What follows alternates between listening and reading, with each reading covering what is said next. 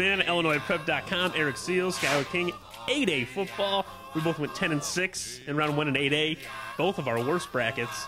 So that tells us that the more we see these teams, the worse we are. So go ahead, kick it off. Biggest upset. I think without a doubt. No, hold on. You gotta go. I think you're gonna go through them. You don't want to go through them? Well, okay. You want me to? Because I haven't always done that first. You didn't? No, but okay. I'm sorry. I'm sorry. Let's start from the beginning. I'll go through them.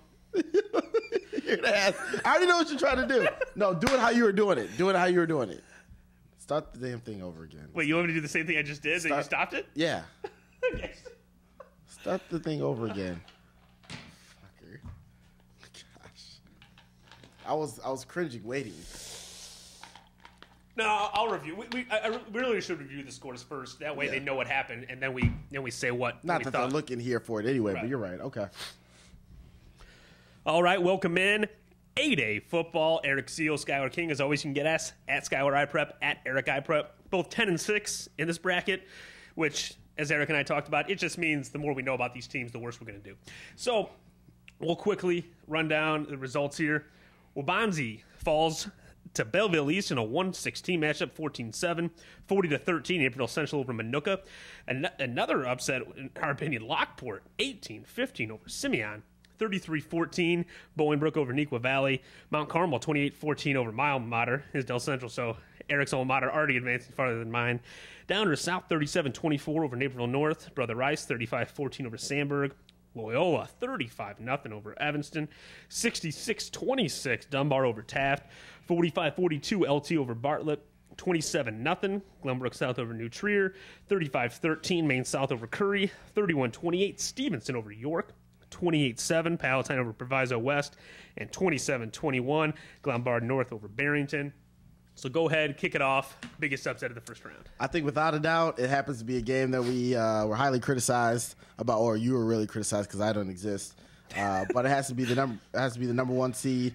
Waubonsie Valley against Belleville East, without a doubt, has to be the biggest upset. A number one seed falling to a number 16 seed down in the St. Louis area, at home, very very very surprising, very surprising. That's not the biggest upset to me because we talked about they weren't a one seed. Mm-hmm. The biggest upset to me is Lockport over Simeon with all the talent that the Wolverines have, and Robert Gregory just wasn't enough for them. And we saw without Horatio Banks and some of the talent in the secondary, that Simeon wasn't the same team as last year, but still, I'm very surprised they got beat by Lockport. Most impressive performance to me, Homewood Flossmoor over Marist. This is Marist. We both had this team going to the semis. They were on a roll the last couple weeks, pulling off conference what looked like upsets with the passing game. And Timmy Williams, 16 of 20, a $191 and a touchdown, 10 runs for 70 and 3 touchdowns. Again, this is Homewood Flossmoor is a big play offense. They're not a West Coast high efficiency offense. So when Tim Williams is completing 80% of his passes against you, you're in big time trouble. Big trouble. Yeah, I have the same game. The thing about Homewood Flossmoor, we saw them against Bolingbrook. We heard what happened with them against Lincoln Way East. We didn't think that their defense was going to be able to, or they were going to, I guess, bring the team down from the standpoint. But obviously, their offense, I mean, they're going to put some hurting on some people. Yeah, and again, I think as we look at round 2, the highest seed left in this little quadrant is number 9 Naperville Central. Wow. You got a 12, a 13, and a 16. So now Homewood Flossmoor gets a home game as a 12 seed in round 2 against Lockport. I think Homewood Flossmoor has got to be the favorite in this little quadrant. Yeah, and that says a lot. The fact that all your top seeds are out, that is Homewood a horrible Flossmoor is third in their own conference. Yeah, that's a horrible look.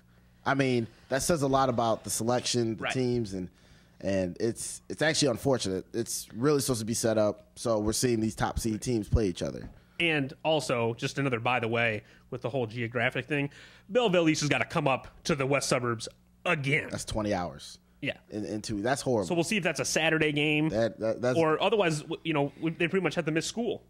again. No, there's no way they would put it on a Friday. It's a Saturday game. I mean, they put this last one on Friday, so I mean, true, which is surprising. You know, we hear all this talk about, you know, we want the, you know, you don't have to travel far. Belleville East. I mean, they're pretty much set up to come here. Yeah. Again, and that's big ups to Belleville East for winning that football game, and you know, maybe it was destiny. My Cardinals beat the Rangers in the World Series, and a St. Louis area team beats a 1 seed. Anyway, outside of that, biggest matchup of round 2, the Brook hosting the Caravan. Yep. We talked about it in our big preview that Mount Carmel put it on last year. Bolingbrook last year, but now Bolingbrook's got him at home. Aaron Bailey, okay day, 15 carries for 304 touchdowns in the first round, but 0. That was not Mount Carmel, and you know Nequa was barely a playoff team. They only won by 19. To me, I don't know if they were looking ahead, but to me, even though Mount Carmel wasn't that impressive in the first round, and obviously they've been struggling a little, lost to Providence, you're going to have to find some sort of passing game to beat Mount Carmel. Mm-hmm. And that's what I'm worried about. As far as Bolingbrook's sake, they have a very talented quarterback. He can run all up and down the field, but there's going to be a point when you need to chuck it down there a little bit. Open up the lanes a little bit and establish some type of pass game. And I don't know if that's going to happen. Yeah. Now, I do think Mount Carmel's offense might be in a little trouble because they haven't seen a defensive presence like Antonio Morrison all year. No. And so he's going to be flying around making tackles against that triple option. I still think Bolingbrook wins this football game. I do too. Somebody's going to make a big play, one of their athletes, but it's not going to be easy. Yep. Down south, Brother Rice. Josh Williams, we were at that game for Josh Williams isn't getting the ball very much. Well, he ended with 36 carries and $168 and a touchdown. You mean Vitale? yeah, right? The key to me is the fact that Simon Selly, their quarterback, 17 of 23, 232 scores. To me, that is huge because they got a Brother Rice team that can play some defense. Yep, and Brother Rice has been playing everybody great. You know, the benefit that they get, we talk about this all the time, the benefit they get is the fact that they're in such a tough conference. They've seen almost every type of offense. They've gone against Loyola. They've gone against Providence. They've gone against Mount Carmel and St. Rita. So when they go against Downers Grove South, seeing Josh Williams is not much different than seeing Brandon Greer from Mount Carmel. And so you can never count Brother Rice out, especially this year. Yeah. And Martez Walker, 15 for $182 and 3 touchdowns on the ground. I think we both think Brother Rice wins this football game. Yes, sir. Then we've got Loyola, Dunbar. Good luck keeping the Ramblers under 40 in that one. Exactly. LT springing the minor upset of Bartlett. They get Glenbrook South. I like the Lions in this football game. I have Glenbrook South in this game because I had Bartlett before, so I did too. Yeah, I did too. You know, I've been sticking with the picks I've had from the beginning, but I'll tell you, Lions putting up 45 points on Bartlett. Where did that come from? Mm-hmm. I mean, not much defense in that game, but no. And you put up 40, it's still impressive. The state champs, 35-13, just continue to, you know, it seems like the same thing every week, about a 3-touchdown win. Yep. And then now they get Stevenson. I think this is a rematch. Maybe quarters last year? It might be. I know they played last year in the playoffs for sure. I forgot what round it was. But because I thought Kevin Earl was going to put it on. I know. I think Maine South beat Stevenson, then beat Loyola. I believe so. But Matt Machucci, Kevin Earl's replacement, 2 pass touchdowns and a field goal. They're going to need a big night from him to control the ball, keep that Alvidi and company, keep that offense off the field. And then Palatine, Glenbard North. You picked Barrington. I went with the DVC team. I think Glenbard North wins and goes on to play Maine South. Well, I got Palatine, so. Well, I guess you'll have to be wrong again. But, yeah, I mean, 8A, this is kind of ugly. Yeah. Kind of ugly. Yeah, I mean, that top part of the bracket. I mean, to think that a team that's third in their conference, in our opinions, now is a favorite to go to the semifinals, to be one of the top 4 teams in their class. Not a good look, in my opinion. And again, to me, even more so than when Marist would have been there, whoever wins that Bolingbrook Mount Carmel game is going to play for the state championship. Exactly, and Marist surprised us. Yeah, we thought Marist was. They were on a roll. Yeah, might have been the hottest team. Even Simeon, they haven't had the best compared to the year before, but losing Lockport, we were surprised about that one too.